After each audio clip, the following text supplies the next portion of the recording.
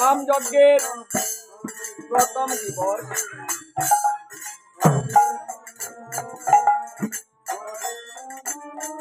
प्रथम दिवसे যখন মধ্যাহ্নকাল উপনীত হয়েছে আমার মহাপ্রভুর সেবার সময় হয়েছে।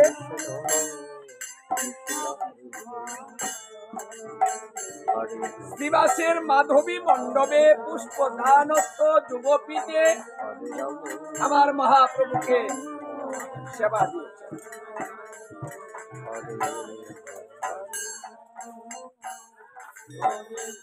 দেখুন, সেবা একটা মুক্ত এবং সেবাটা কিছু তত্ত্ব আছে। আপনি সেবাটা কোথায় দিচ্ছেন, কে দিচ্ছে, কে রান্না করছে, কোন দিকে আসন হচ্ছে, এই সব কিছু যারা যুগপীঠে ভজন করে, সেই যুগপীঠে যারা ভজন করে এই সেবা তত্ত্ব তারাই জানে।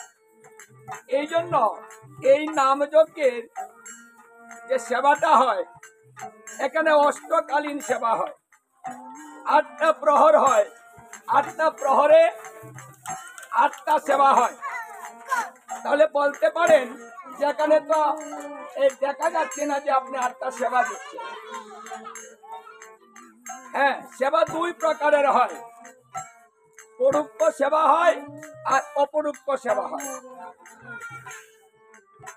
এখানে পরোক্ষ হচ্ছে এবং অপরোক্ষ হচ্ছে, দুটা ভাবেই সেবা হচ্ছে। অষ্টকালীন ভজন যারা করে তারা প্রতিদিন 8টা সেবা দিতে হয়। এটা শুধু নাম যজ্ঞে নয়, তিনি প্রতিদিন দিবেন, এটা তার ভজন। এই জন্য নাম যজ্ঞের পূজ্য সেবা যিনি দেন, তিনাকে প্রতিদিন এই যুগপীঠে ভজন করতে হয় এবং প্রতি প্রহরে প্রহরে সেবা দিতে হয়। কারণ 8টা প্রহর 8টা সেবা, একটা প্রহর 3 ঘন্টা। এই জন্য 3 ঘন্টা অন্তর অন্তর একটা সেবা হবে।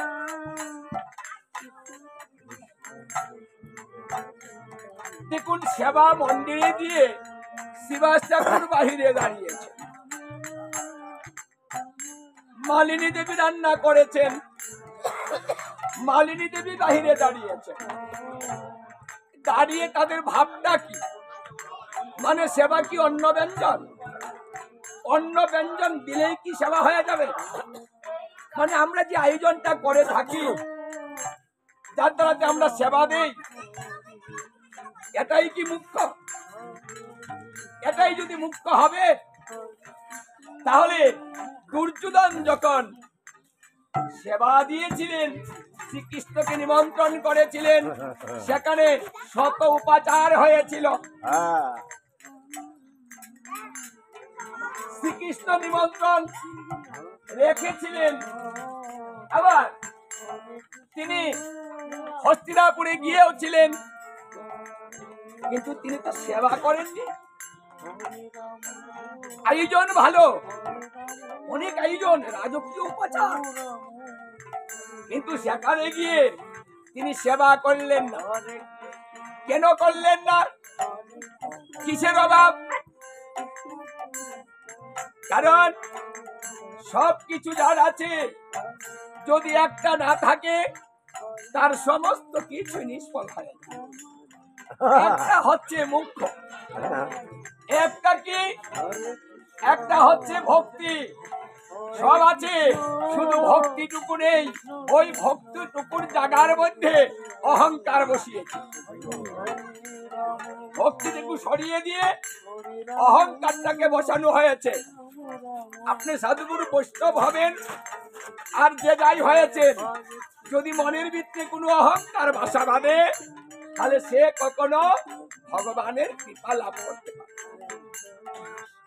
এই জন্য আমার মহাপ্রভু বৈষ্ণবকে তত্ত্ব শিখিয়েছেন যে তুমি নিচ হয়ে থেকো, বড় হতে চাই, মূর্খ হয়ে থেকো, শিক্ষিত হতে। বোকা হয়ে থাকো, কথা বেশি বলো না। কারণ কথা যদি বেশি হয়, আন কথা বেশি আসে। দেখবেন, যদি আপনারা নিজেরা কথা বলেন, ঘরে কথা বলছেন, বেশি বেশি কথা বলছেন, হঠাৎ করে দেখবেন একটা কথা থেকেই সংসারে আগুন লেগে যায় না? স্বামী স্ত্রী হেসে হেসে কথা বলে না? হঠাৎ করে দেখা যায় একটা কথা এদিক সেদিক হয়ে গেলে কি হাসি খুশি ভালো, কিন্তু একটা কথা হয়ে যায় ভালো। তাহলে বেশি কথা ভালো না। যদি কথা বলতে হয়, তাহলে সেই কথাটা যেন কৃষ্ণ কথা হয়। আমরা তো কৃষ্ণ কথা বলি না, কৃষ্ণ কথা ভালো লাগে না। যদি কৃষ্ণ কথা ভালো থাকবে, তাহলে মানুষ কেন ঘুম পারবে? ওরা যদি এতই ভালো হবে, এখানে যদি অনাদিরাদি গোবিন্দ এসে থাকেন, যদি এখানে বৃন্দাবনী হয়, তাহলে আপনি টাকা ছাড়া, পাসপোর্ট ছাড়া, ভিসা ছাড়া আপনি বৃন্দাবনে আসতে পারলেন, সৌভাগ্য কত হয়েছে। ওটাই যদি আমরা বুঝতাম যে আমরা এত সহজে বৃন্দাবন পেয়েছি, তাহলে কি আমার ঘুম আসতো? অবশ্যই আসতো, কথা আসতো, গিয়ে ঘরে বসে থাকতে পারতাম? পারতাম না। কারণ আমরা সতী নারী নই। এই জন্য বলছি যে সতী নারীর দুই স্বামী, আর অসতী নারীর এক স্বামী। এই জগতে অসতীর সংখ্যা বেশি, সতীর সংখ্যা কম। এখানে কজন আছেন দু স্বামীর ঘর করেন? করেন? আপনাদের স্বামী দুটা আছে? নাই? লজ্জা করে? মানে দুই স্বামী লজ্জা করছে? ও মা গো, আমাদেরও স্বামী আছে। যদি স্বামী না থাকবে, তাহলে স্বামী সেবা না দিয়ে আমরা সেবা করতে পারি না। কারণ পতির অভ্যাস, পতিকে আগে সেবা দিতে হয়। চলো পতি, যদি সতী হন, আগে পতি সেবা দিবেন, তারপরে নিজে সেবা করবেন। কারণ সতী নারী সেই হয় পতি সেবা দিয়ে নিজে সেবা। এই জন্য যে সাধুরা না, এই প্রত্যেকের স্বামী আছে,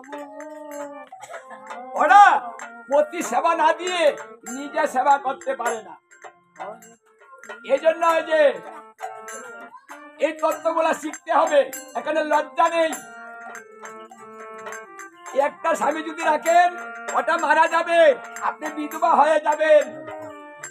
স্বামী যদি দুটা হয়, তাহলে একটা থাকবে, তাহলে আপনি বিধবা হবেন না। একটা হচ্ছে জগৎ স্বামী, একটা হচ্ছে রঙের স্বামী, যেটা রং ঘোরালে কেটে পড়ে। আর জগৎ স্বামী রঙেও থাকবে,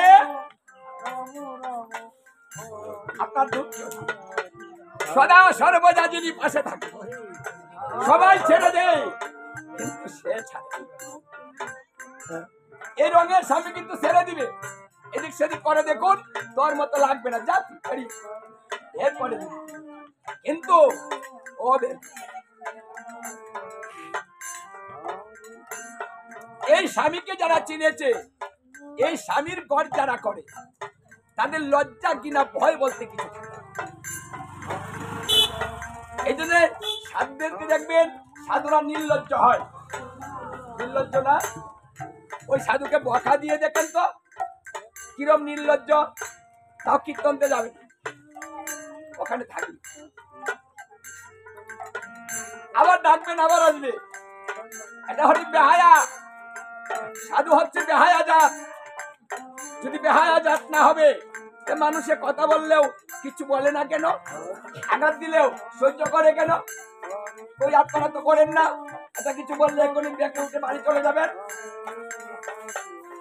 তাহলে এই পরম তত্ত্ব যে জেনেছে, এই পরম তত্ত্বটা যে জানে, তারাই হচ্ছে সাধুগুরু বৈষ্ণব। তাদের ভিতরে কোনো অহংকার বাসা বাঁধতে পারে না। কারণ অহংকারকে আমি ভালোবাসতে পারি না, ওটা আমার ভালোবাসার বস্তু নয়। কারণ অহংকার যে বাসা বাঁধে, সহস্র দুজন শ্রীকৃষ্ণ তার কাছ থেকে দূরে চলে, একটু নয়। কারণ সেই তত্ত্ব তিনি শিখিয়েছেন। এই জন্য দুর্যোধন অহংকার নিয়ে বসে আছে। শ্রীকৃষ্ণ এসে দেখতে পান প্রত্যেকটা দ্রব্যের মধ্যে অহংকার মিশ্রিত করা হয়েছে। একটা দ্রব্য সেবা করার মতো নয়।